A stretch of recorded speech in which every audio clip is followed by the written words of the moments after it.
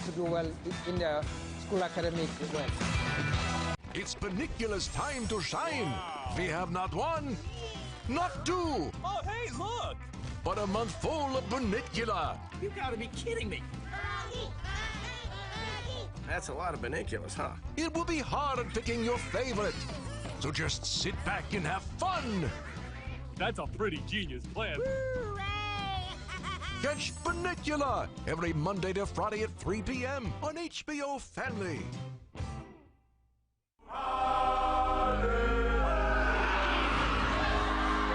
a chance, Johnston! What a score that is! Quick support play from Dylan Brown! Oh yeah! Sebo, he'll get his first. Oh, yes! What an even better tackle! Kingdom of Donna! Here's a chance, Labour in right on half-time. TVWAN, Fino! Oh yeah! Oh, Tukirangi! That's the forward! Malay Hufanga! Painful. Straight run, Kotrick sees the line, and Kotrick gets there!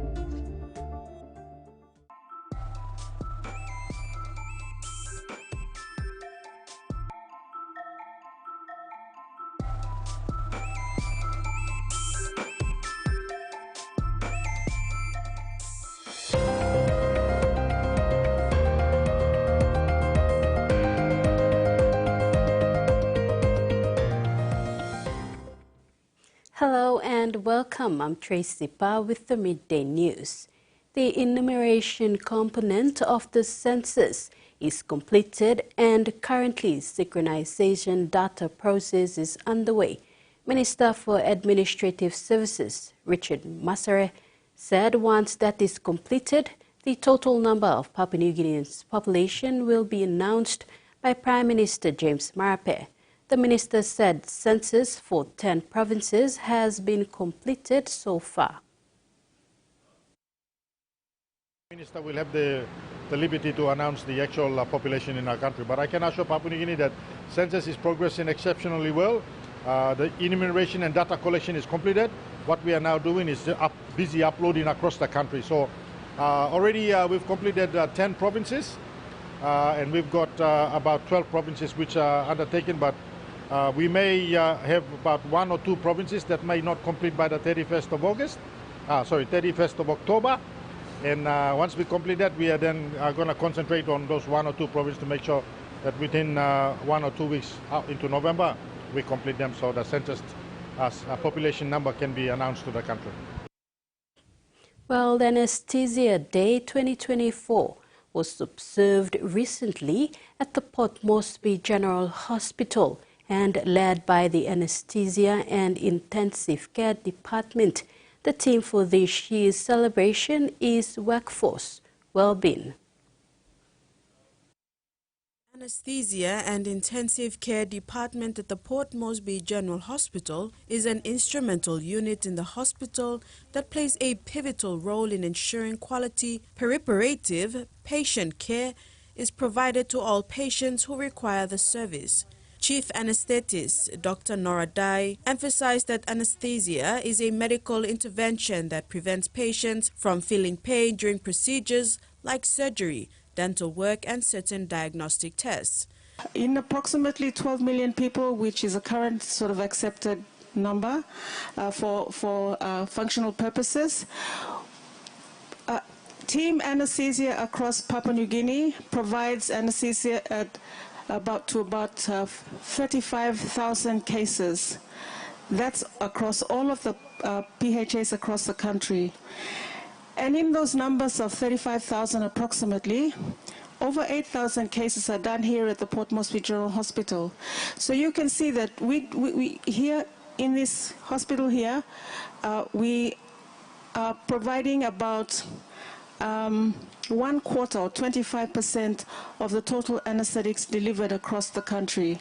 The theme for this year's celebration is workforce well-being, which is relevant to the PMGH workforce and health workers who serve under challenging conditions. The gap in anesthesia was quite huge. We had like 40 surgeons and only like 8 anesthetists.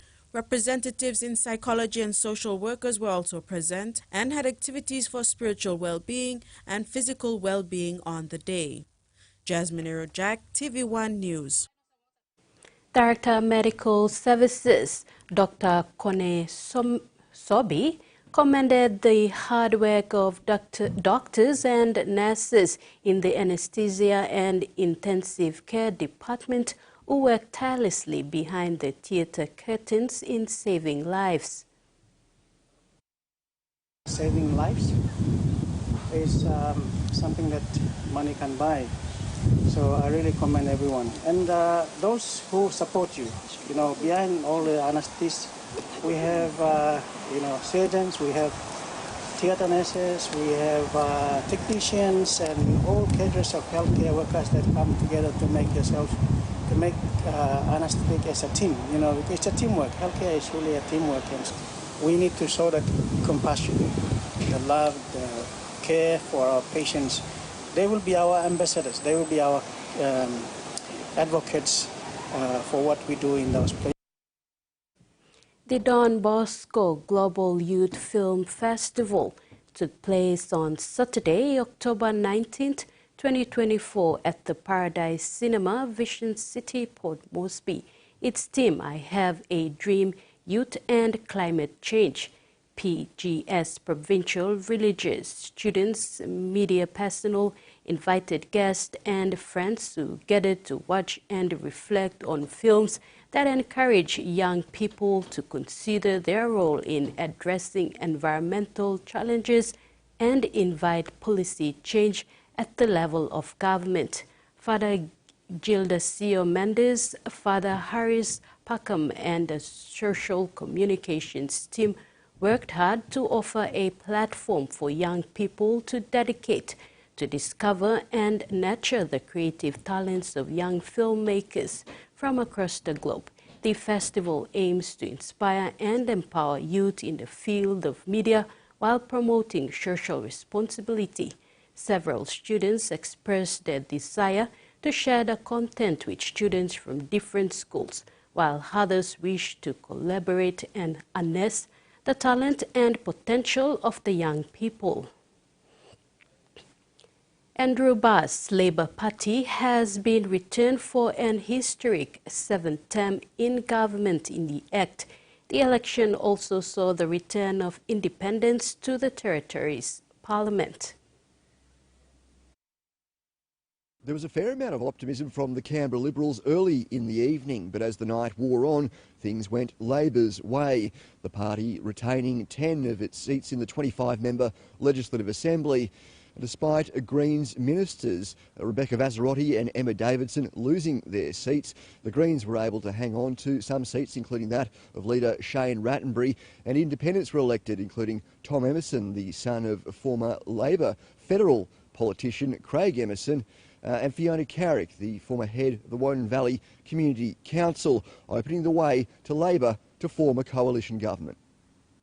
There's a little bit of counting to go, but it does look that the crossbench will be 5 people who hold progressive values and whose natural partner would be a Labor government. They're few political duos that I think that have forged and maintained a relationship as long as Andrew and Shane, and they certainly have cemented themselves in the history books as they embark perhaps on another coalition government. The election count will continue over the coming days and some of the results could change. But in the meantime, there'll be some soul searching from the Canberra Liberals about why they're now facing a 7th term in opposition. The urban population in Asia and the Pacific is expected to increase by 1 billion more residents in cities and towns by 2050, bringing greater development pressures such as housing and infrastructure gaps, as well as concentration of many environmental and sustainability challenges. But cities are also at the forefront of innovation for sustainability, leading the way in adopting new technologies and sharing knowledge across borders. The 8th session of the Committee on Environment and Development discussions over the last 3 days focused on the challenges, opportunities and priorities for localizing action in 5 priority areas: air pollution, low carbon transition, and low greenhouse gas emission development strategies, ocean protection, sustainable urban development, and access to information concerning the environment and public participation in decision-making processes. Nazola Hamzon, CEO of Urbanize Malaysia and chair of committee, said local solutions are essential, and while the challenges being faced in our region may vary by country and local context, we know that effective regional cooperation can support the exchange of solutions and best practices that can be tailored to local conditions. A treatment for spinal cord injuries has so far eluded medical researchers. Now, Australian scientists are embarking on a landmark critical trial using unique nasal cells. They hope he'll one day help transform the lives of patients. Joseph Pernew was a talented rugby league player with a bright future. All the way, Joe! Known as Big Joe, the teenager had been signed by the Titans. But last year, his life changed in an instant. I was playing footy and collided with a goalpost, so yeah. His spinal cord was severed, the catastrophic injury keeping him in hospital for 11 months. Getting the news that I may not be able to move or walk again, it's obviously the greatest news to hear. The now 18-year-old came home just in time for his school formal. He's patiently working to regain some function. Nice, brother. It's individuals like Joe these Queensland scientists want to help. Decades of groundwork has led to a Phase 1 clinical trial. They're using a patient's own olfactory cells to grow nerve bridges, which are transplanted into their injured spinal cord. The olfactory and sheathing cells have very special properties. The olfactory nerve is the only nerve in our body that regenerates every day as part of its normal function. Alongside physical rehabilitation, it's hoped the therapy will improve sensory, motor, bowel and bladder function. It gives them more independence, less carer support, and they can get back to jobs or to education or to get out in the community more easily. It can seem small, but for us it means the world and can make a major difference in our lives. 30 participants will be recruited from Brisbane, Sydney and Melbourne. Some people have even moved here from overseas in the hope they'll be accepted. While the trial is only in its infancy and will need more funding, it's a cause for optimism. Baby steps. In sports, Papua New Guinea is embracing beach soccer for the first time. It has joined defending champions Tahiti, Fiji and host Solomon Islands in Honiara for the OFC Beach Soccer Men's National Cup this week. It's a remarkable achievement for Papua New Guinea to be in Honiara, with beach soccer only really starting in the country early last year on Fisherman Island, which lies off the coast of Port Moresby.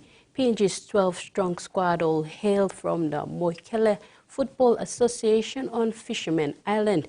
Despite its infancy in PNG, the sport has swiftly gained traction with regular competition merging.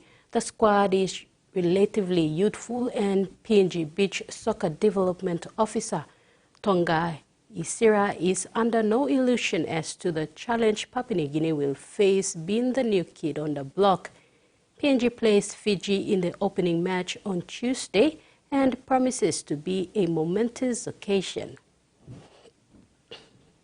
The Orchids are grouped in the tough Pacific Cup pool with Australia and New Zealand, as they have already qualified for the 2026 Rugby League World Cup and are the third-ranked team in the competition.